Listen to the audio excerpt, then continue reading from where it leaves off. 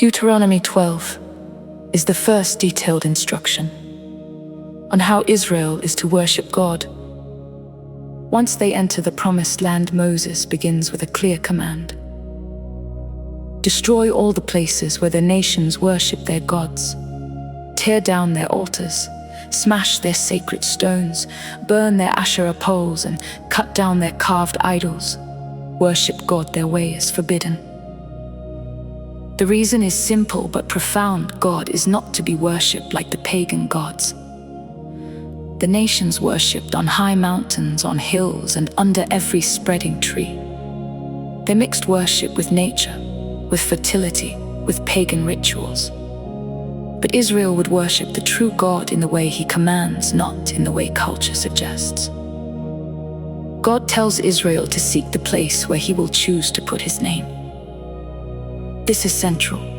There would be one place of worship, not many. All sacrifices, offerings, tithes, and vows would be brought there. This was not just about geography. It was about unity. It was about purity. It was about making sure there was no confusion about who God is and how He is worshipped. For a long time, the tabernacle was that place. Later, the temple in Jerusalem became it. The point is, there is one God, and He deserves one place where His people gather to worship Him in truth. Affairs of the heart, worship, and covenant are not to be treated casually. Moses says, "You are not to do as we do here today, everyone doing as they see fit." This is a powerful warning for every generation. Worship is not a matter of personal preference. It is not about what feels right or what looks good. It is about what God has commanded. The regulative principle flows from this: worship God only in the ways He has prescribed. The chapter also gives permission to slaughter animals for meat without bringing them to the altar.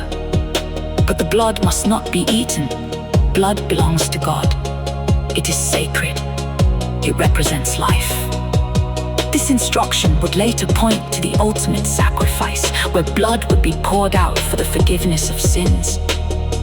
Moses also commands the people to rejoice before the Lord with their families, their children, and their servants. Worship is not just about duty. It is about joy. It is about gathering together, offering gifts, and celebrating what God has done. The Levites, who have no inheritance, are to be included in this joy because they serve the Lord at His chosen place. At the end of the chapter, Moses warns Israel not to learn from the nations how they worship their gods. Some of their practices were detestable, even burning their own children in the fire as sacrifices.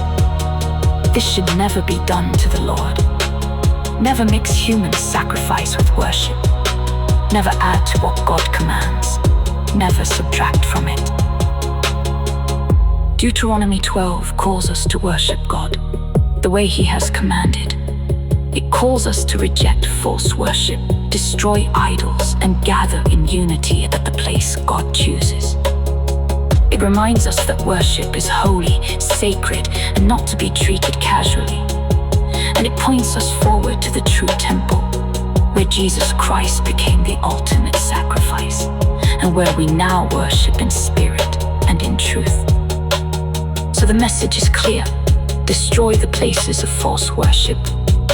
Do not worship the Lord in the way of the nations, and seek the place where God has chosen to put His name.